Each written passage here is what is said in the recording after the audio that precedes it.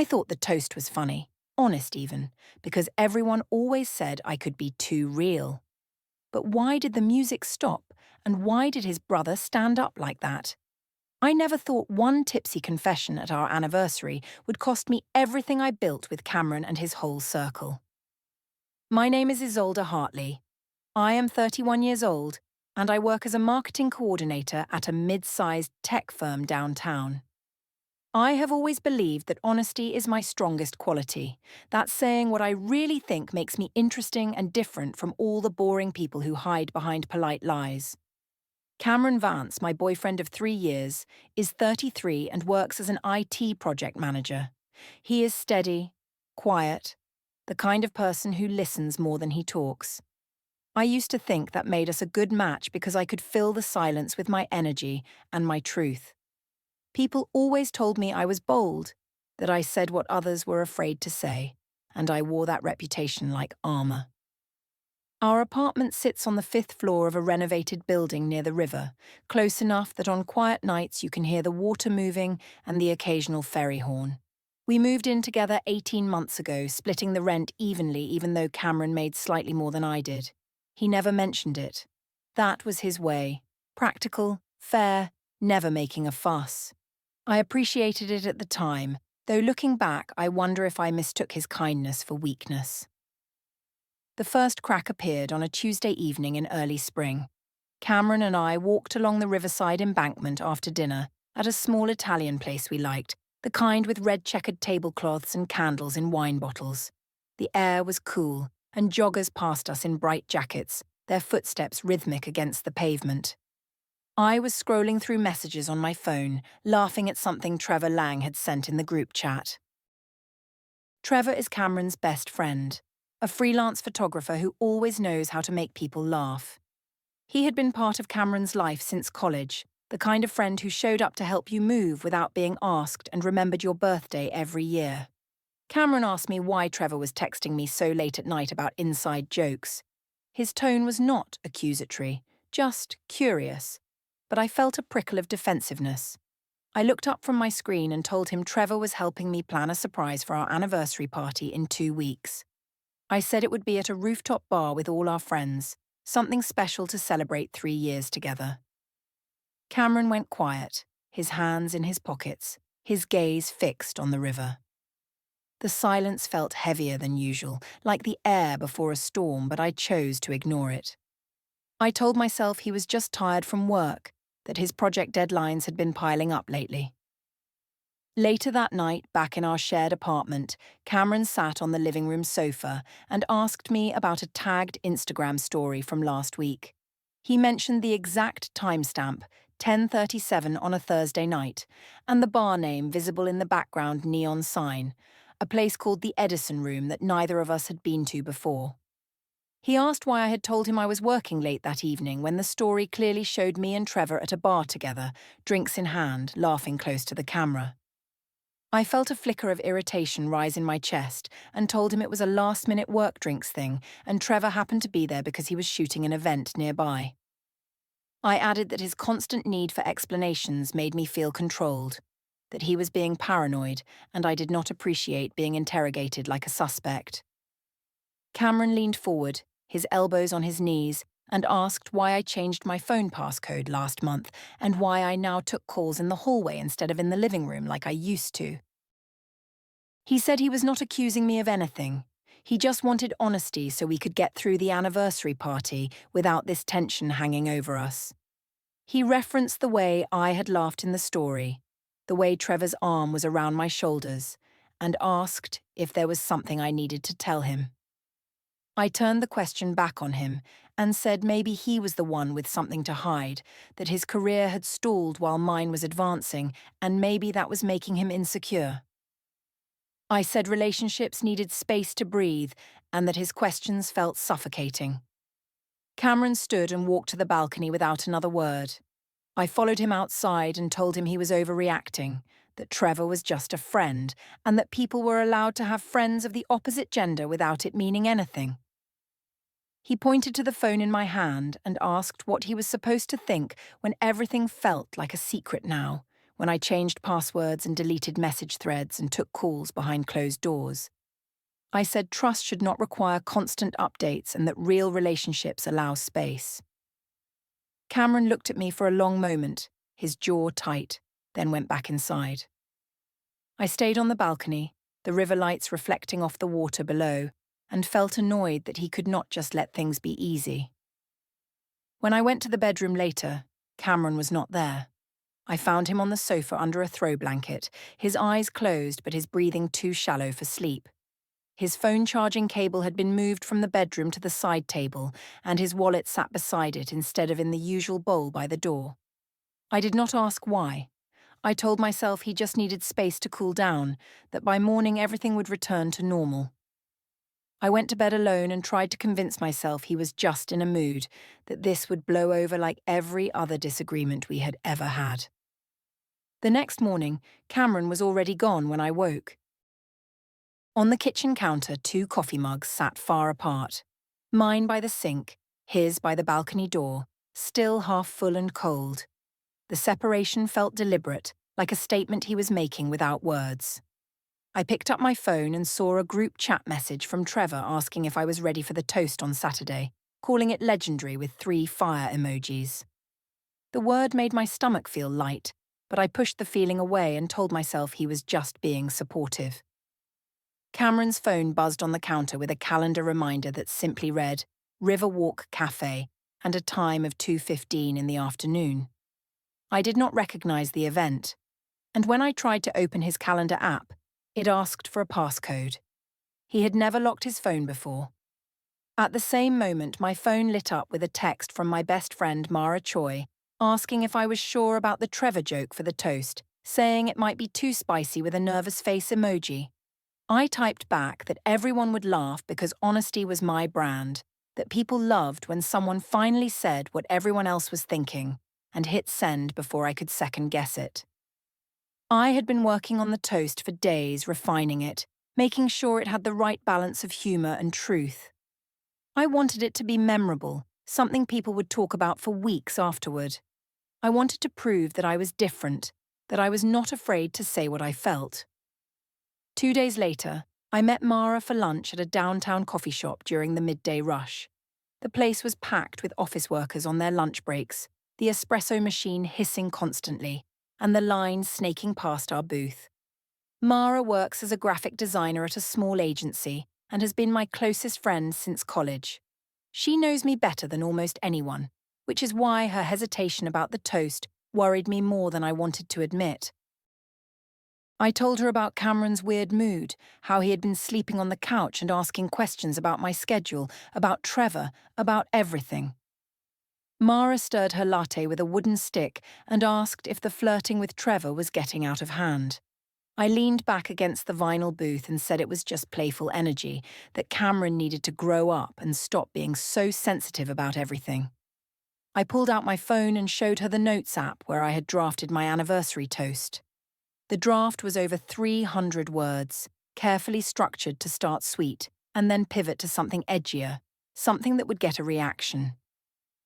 Mara read the line about Trevor trying me at a house party 6 months ago, about how it felt good to be noticed that way, about how Trevor had told me I was beautiful and made me feel alive in a way I had forgotten was possible. Her smile faded as she read. She looked up at me and said softly that maybe it was too much, that people might not take it the way I intended, that Cameron might be genuinely hurt by it. I snapped back that honesty was what made me different from boring couples who lied to each other and pretended everything was perfect, and that Cameron had always known I was close with Trevor. I said if he could not handle a little honesty, then maybe we were not right for each other anyway.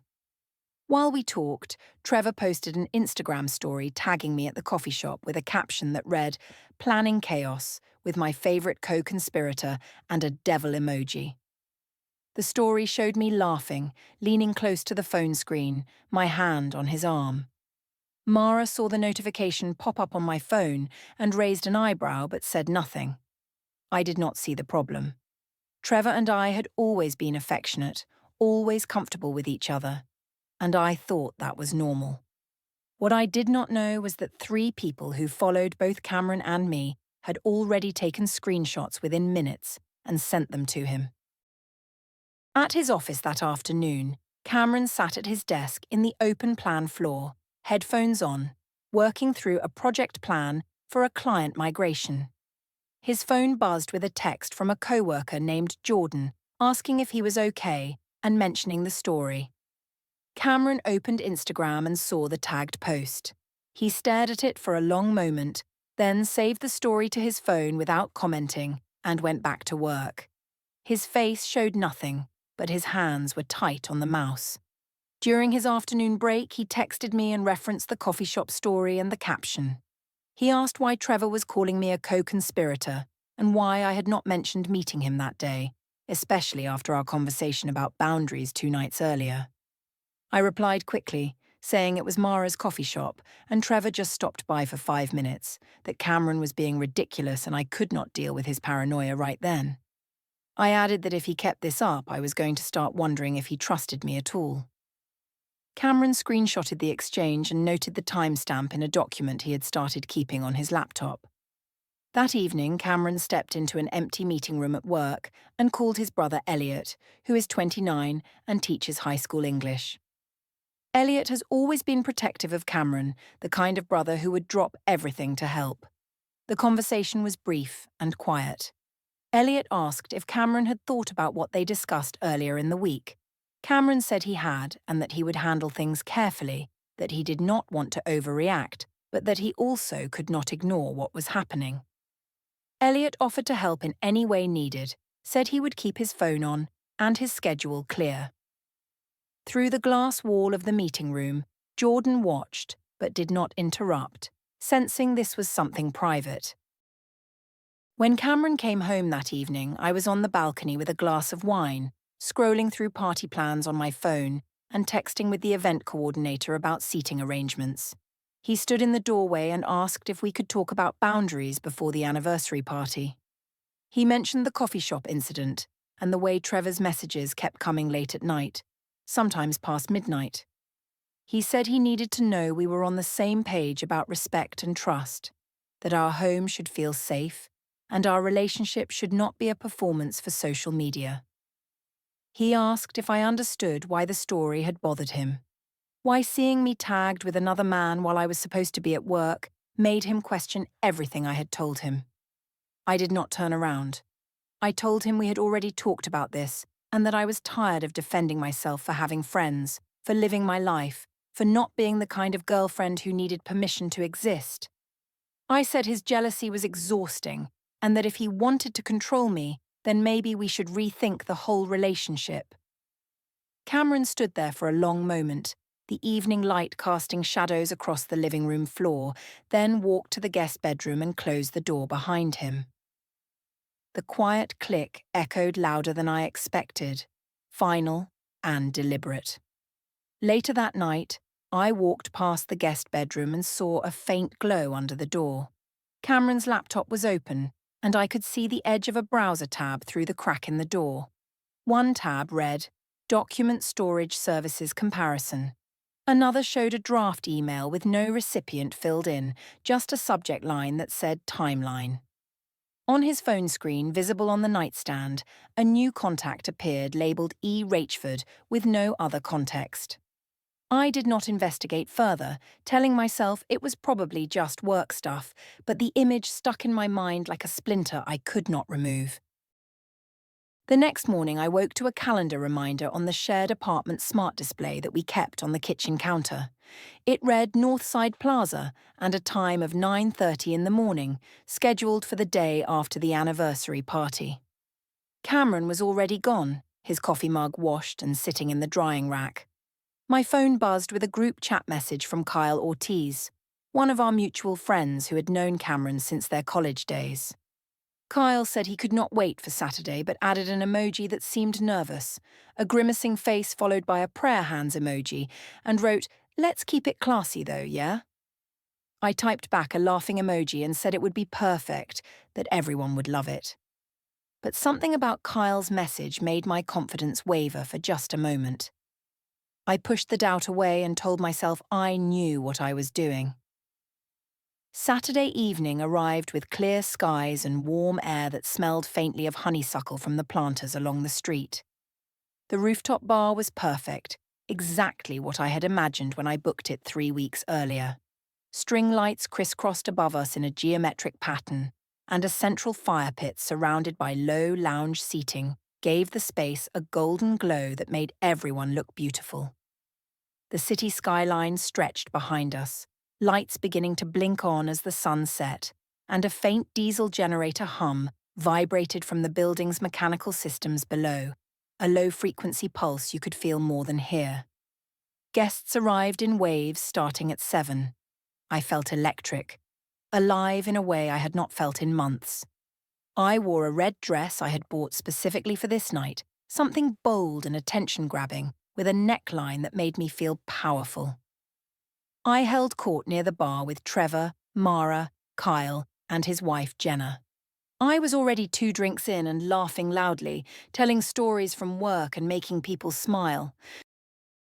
This was what I did best, bringing energy to a room, making people feel like they were part of something exciting.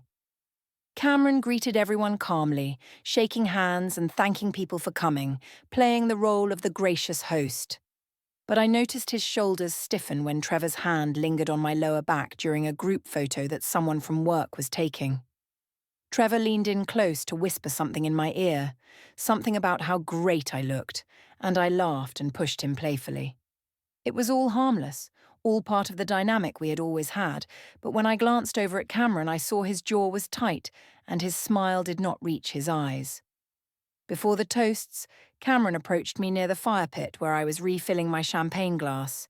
He asked quietly if we could talk for a moment, stepping slightly away from the group so we would not be overheard.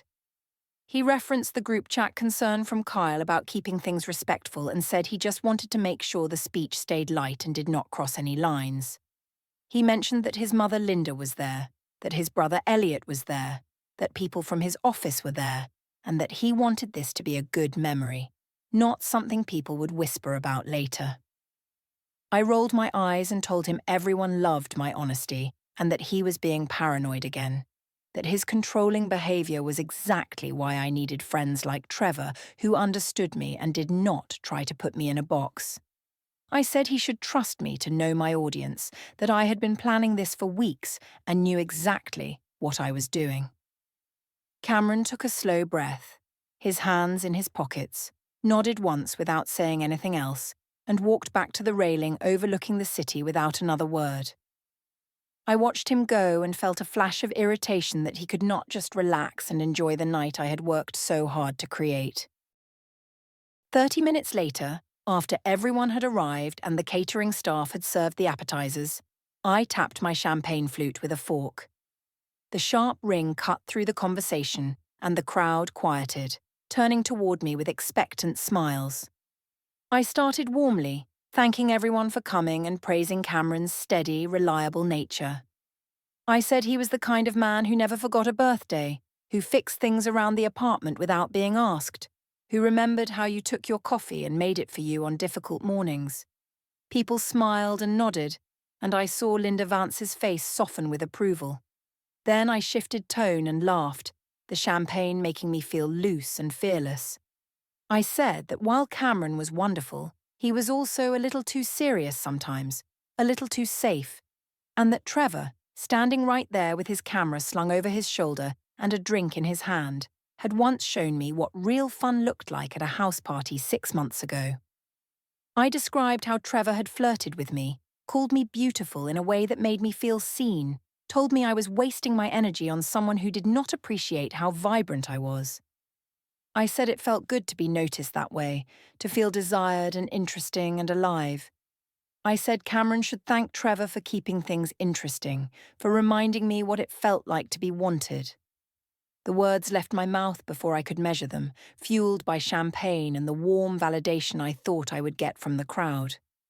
I expected laughter, maybe some playful teasing, the kind of edgy humour that made people talk about a party for weeks. Instead, silence fell like a curtain dropping. Someone's phone dropped and clattered against the rooftop floor. Mara's face drained of colour and she took a step back from me, as if I had suddenly become radioactive. Elliot Vance stood up abruptly from his seat near the fire pit, his chair scraping against the rooftop floor with a harsh sound that made several people turn. Linda Vance put down her glass on the nearest table and stared at me in disbelief, her mouth slightly open.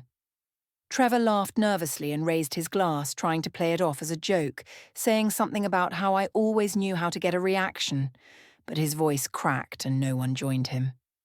Cameron stood motionless at the railing, his back to the crowd, his knuckles white against the metal. He did not turn around. He did not say anything. He just stood there, frozen, while 30 people watched and waited to see what would happen next. The string lights above us suddenly felt too bright, the fire pit too hot, the diesel hum too loud. Jenna Ortiz whispered urgently to Kyle, her hand on his arm, her eyes wide.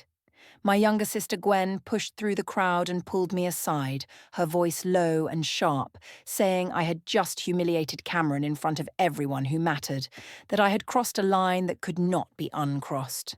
I insisted it was just a joke, that everyone was too sensitive, that people needed to lighten up and stop taking everything so seriously.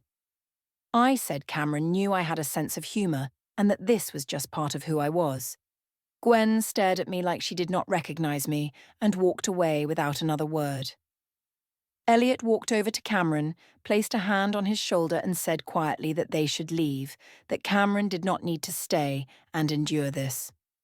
Cameron shook his head and said he would stay until the end, that he would not let me ruin this completely, that he had invited these people and he owed them the courtesy of seeing the night through.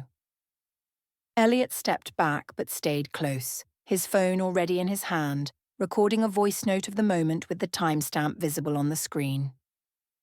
I returned to the group near the bar, trying to laugh it off, trying to restart the energy, but the atmosphere had shifted completely. People were polite but distant, their smiles tight and uncomfortable. I reached for my champagne flute on the fire pit ledge, needing something to do with my hands, and the stem cracked as I lifted it. The base separated and champagne spilled onto my red dress, leaving a dark stain across the front. I cursed and blamed the cheap glassware, said the venue should be more careful about the quality of their supplies. Mara handed me napkins but would not meet my eyes. Trevor had disappeared into the crowd, suddenly very interested in talking to someone from Cameron's office on the other side of the rooftop. Music played from the speakers mounted near the bar, some indie playlist I had spent hours curating. But no one danced. People stood in small clusters, speaking in low voices, glancing over at Cameron and then at me. I felt the weight of their judgment but told myself they were overreacting, that by next week this would all be forgotten and we would laugh about how dramatic everyone had been. Cameron stayed near the railing for the rest of the evening, speaking quietly to guests who approached him with concern. He thanked them for coming and reassured them he was fine, his voice steady and gracious. At one point, I saw him pull out his phone and open a voice memo app. He recorded a short statement, his lips barely moving, summarizing the toast content, the location, the date, and the witnesses present, then saved it with the timestamp and slipped the phone back into his pocket. When the party finally ended around 11, people left quickly, offering hurried goodbyes and vague promises to get together soon. Cameron and I walked in silence to the restaurant parking lot across the street, the sound of my heels clicking on the asphalt the only noise between us. Under the harsh glow of a streetlight that cast everything in sickly yellow tones, Cameron stopped and turned to face me. He asked, using the exact wording from my toast, why I thought it was acceptable to tell 30 people that his best friend had flirted with me and that I had enjoyed it, that I had felt more alive with Trevor than with him. His voice was level, but there was something underneath it, something I had never heard before. I tried to laugh and said it was a compliment to both of them, that I was just being honest about my feelings, that he was overreacting. Cameron's voice stayed level, but the tone had changed completely, hardened into something I did not recognize. He said this was not about jealousy anymore, it was about respect, and I had just shown everyone exactly how little I had for him. He said I had made him a joke in front of his family, his friends, his co-workers, people he had to see every day, and that there was no taking that back. Elliot stood by his car about 20 feet away, phone raised, the red recording light visible in the darkness. I saw it and demanded he stop, my voice rising. Elliot did not lower the phone. He said calmly that Cameron might need this later, that documentation was important. I felt a chill run through me despite the warm evening air. Cameron got into his car without another word. I stood in the parking lot, my heels clicking on the asphalt as I tried to follow, calling his name, but he drove away, his taillights disappearing down the street. My phone buzzed with a text from Mara that simply said, "I can't defend you on this one." That was cruel. 2 days after the party, Cameron sat across from Elliot at his apartment kitchen table in a small one-bedroom place Elliot rented near the school where he taught. Printed screenshots and Elliot's phone displaying the parking lot voice note were scattered across the surface along with a yellow legal pad covered in Elliot's neat handwriting. Elliot played back sections of the toast and the parking lot confrontation, his face serious. Cameron listened without interruption, his expression unreadable, his hands folded on the table in front of him. Elliot asked what Cameron wanted to do next, if he was thinking about ending things, if he needed help moving out. Cameron said he would handle it properly, that he appreciated Elliot documenting everything, that he did not want to act out of anger, but out of clarity. Elliot slid a small USB drive across the table, the kind you could buy at any office supply store, and said it contained backups of every story, chat, and voice note, organized by date with timestamps. Cameron pocketed it and thanked him. That Sunday, Linda Vance hosted a family dinner at her home in the suburbs, a modest 2-story house where Cameron and Elliot had grown up. I attended, expecting normalcy, expecting that enough time had passed for everyone to move on. Cameron was quiet but present, sitting at the far end of the dining table. Midway through the meal, after we had all served ourselves roast chicken and vegetables, Linda asked me directly if the toast story was true, if I had really said those things in front of everyone. Her voice was calm, but her eyes were hard. I tried to laugh and said it had been blown out of proportion, that people were reading too much into a joke, that I had been tipsy and just trying to be funny. Linda's voice turned cold. She said Elliot had played her the voice note from the parking lot, and that there was no misunderstanding, that my words had been clear and deliberate. She told me that humiliating her son in public was unacceptable and that I was not welcome at family gatherings until I offered a real apology, not an excuse, but an actual acknowledgement of the harm I had caused. I looked to Cameron for support, expecting him to intervene, to tell his mother she was being too harsh. He said nothing. He just sat there, cutting his chicken into small pieces, his face blank. Gwen, seated at the far end of the table, stared at her plate and did not look up. The meal ended early, people making excuses about early mornings and prior commitments. I left feeling dismissed and confused, like I had walked into a courtroom and been convicted without understanding the charges. 2 days later, I waited in line at a pharmacy to pick up a prescription for seasonal allergies. The fluorescent lights were harsh and the place smelled like hand sanitizer and cough syrup.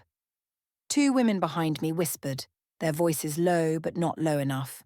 One said she thought I was the girl from the toast video. The other replied that she had seen the clip shared in a local Facebook group and it was painful to watch, that she felt bad for the boyfriend. My hands shook as I grabbed my prescription from the counter and left, not bothering to wait for the pharmacist's explanation of how to take it. That evening, Cameron sat at our kitchen table with a thin binder labelled Utilities open in front of him. The binder was filled with printed bank statements, lease agreements, and utility bills, all organised with coloured tabs. I demanded to know what he was doing, my voice sharper than I intended. He said he was organising household documents and separating shared accounts, making sure everything was clear and documented. I accused him of being dramatic and said the toast was a joke that people took the wrong way, that I had apologised to him privately and did not understand what else he wanted from me. Cameron looked up and asked me to explain why 30 people stopped laughing, why his mother would not speak to me, and why a video of me mocking him was circulating online with over 2,000 views. He mentioned the cracked champagne flute stem as a detail I probably did not even remember, using it as evidence that I had been too drunk to realize what I was doing. He asked if I could name one person who had defended me since that night, one person who had reached out to say I was right. I could not answer. The silence stretched between us like a physical barrier. I pivoted and said he was punishing me for being honest, that he had always known I was close with Trevor, that nothing I said at the party was news to him. I said his insecurity was ruining everything, that a strong relationship should be able to withstand honesty. Cameron closed the binder carefully, aligning the edges, and said he was done with this conversation. He said he would handle things his way now, on his own timeline, and that I would understand soon enough what that meant. That night, Cameron spent hours in the guest bedroom with the door locked. I heard him on a phone call, his voice low and measured, using words like timeline and documentation and witness statements. When I knocked on the door and asked who he was talking to, he said he was busy and would talk tomorrow. I retreated to the living room and scrolled through my phone, looking for distraction. The group chat with Kyle, Jenna, and Mara had gone silent. No one had replied to my messages in 2 days, not even to react with an emoji. The next morning, I called Mara from the apartment balcony and asked her to post something supportive on social media, something about everyone overreacting, about how friendships were complicated and people needed to give me grace. Mara hesitated and said she could not do that because she had been there. She had seen Cameron's face, and it was not a joke to him. I accused her of abandoning me when I needed her most, of choosing his side over mine. Mara replied quietly that I had abandoned Cameron first, in front of everyone who mattered to him, and hung up before I could respond. Cameron's phone lit up on the kitchen counter with a calendar reminder that read Westfield Archives and a time of 4 p.m. I asked what Westfield Archives was, trying to sound casual. Cameron said it was a storage facility consultation for organising old files, that he was thinking about digitising some things. I did not believe him but had no proof otherwise. At the same moment, my phone buzzed with a group chat notification. Kyle had created a new chat called Spring Plans that included everyone from our friend group except me. The old group chat, which had included me for over 2 years, had been silent for 3 days straight. Over the next week, I entered the guest bedroom while Cameron was at work. His clothes were gone, leaving empty wire hangers.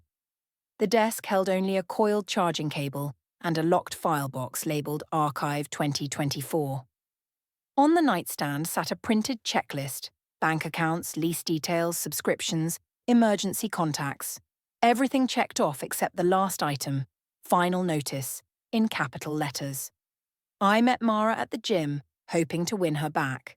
In the chlorine-scented locker room, she asked if I understood what I'd done, if I'd thought about how Cameron felt. I insisted it was just a drunken toast that everyone would forget by next month. Mara pulled out her phone and played Elliot's parking lot recording. My own slurred voice filled my ear, dismissing Cameron's hurt as insecurity, saying if he couldn't handle the truth, maybe we weren't right for each other. Mara said the recording had been shared with 12 people. She told me she couldn't support me anymore, that maybe I should think about why everyone was pulling away. I accused her of betraying me. She closed her locker and walked out without another word. That evening, I followed Cameron from the apartment. I watched from my car as he met a woman in a grey blazer carrying a leather portfolio. They talked under fluorescent lights, serious and focused. She handed him a business card and a single sheet of paper. He nodded, shook her hand, and left. The next night, Kyle and Jenna invited me over. Elliot was there too. Kyle said they needed to talk about the party. I immediately defended myself. Cameron had turned everyone against me. People were being dramatic. Jenna interrupted. Elliot placed his phone on the coffee table, showing a group chat I wasn't in called Real Talk. Screenshots of my Instagram stories with Trevor over 6 months. Timestamps of my lies. The toast video uploaded to YouTube. Kyle said they'd supported me for years, defended me when others said I was too much. But what I did at the anniversary was cruel and public. He asked if I'd even apologized. I said I shouldn't have to apologize for being honest. The room went silent. Jenna asked me to leave. Late that night, Cameron returned for the last of his things. I begged him to talk, to give me one more chance. He stayed standing near the door, keys in hand. Cameron responded calmly but with finality. He said he'd asked me 6 times to be honest, to respect him, to stop making him a joke. He listed them: the Riverside walk, the coffee shop incident with Trevor, the night I changed my passcode, the morning I lied about where I'd been, the day before the party, and the parking lot after. Each time I'd chosen to mock him, dismiss him, or blame him. He was done. He told me I'd hear from the appropriate people soon. The door closed with a soft click. I drafted a long apology text. Wrote that I'd been drunk, that we could go to therapy, that 3 years was too much to throw away. I deleted half, rewrote it to sound less desperate. Hit send. Delivered. Read. 3 hours passed. No reply. The next morning, our shared calendar was wiped clean. In its place, Tower District Office, 9 a.m. I Googled it, law firms and financial advisors. An email arrived. Cameron had requested removal from the lease. I needed a co-signer or proof of income. I tried calling. Voicemail. Elliot's number was blocked. Trevor had unfollowed me. The group chat was archived. I sat on the balcony as city lights blurred through tears, wondering if my honesty had actually been cruelty disguised as courage. I arrived at Cameron's office to find a process server waiting. She handed me a lawsuit: defamation, harassment, petition for protection order. 40 pages of evidence, the toast video, the voice note, witness statements, Instagram screenshots. 4,000 views. I tried to argue. Cameron said he'd given me 6 chances to apologize. Now he was protecting himself. Everything fell apart. Lost the apartment, moved to a cramped studio. Joint account closed, card declined in front of co-workers. The friend group deleted me entirely. Uninvited from a wedding. 300 Instagram unfollowers. Trevor blocked me when his girlfriend found out. People turned away at parties. Work found the video on Reddit. HR called me in. My promotion was quietly killed. I started eating lunch alone at my desk. 3 weeks later, I waited outside his office again. Tried to apologize. Cameron said it was 3 months too late, told me the protection order hearing was in 2 weeks, and if I contacted him again, I'd be in violation. He walked away. Elliot followed without looking at me. Now I sit on metro platforms during rush hour, staring at stacked boxes in my studio. The group chats are silent. Family dinners are closed to me. Cameron's mother told me never to contact them again. I thought honesty was power. I was wrong. What I called honesty was cruelty. The toast became legal evidence. The voice note became proof. The friends who called me fearless now cross the street. I destroyed everything because I believed he'd stay, that love meant accepting cruelty as long as it was honest. He didn't stay. A calendar reminder pops up. Anniversary party, rooftop bar. 2 months ago. I stare at it, remembering the red dress and champagne and the moment everything changed, then delete it. The train pulls away and I'm alone on an empty platform with memories no one wants anymore.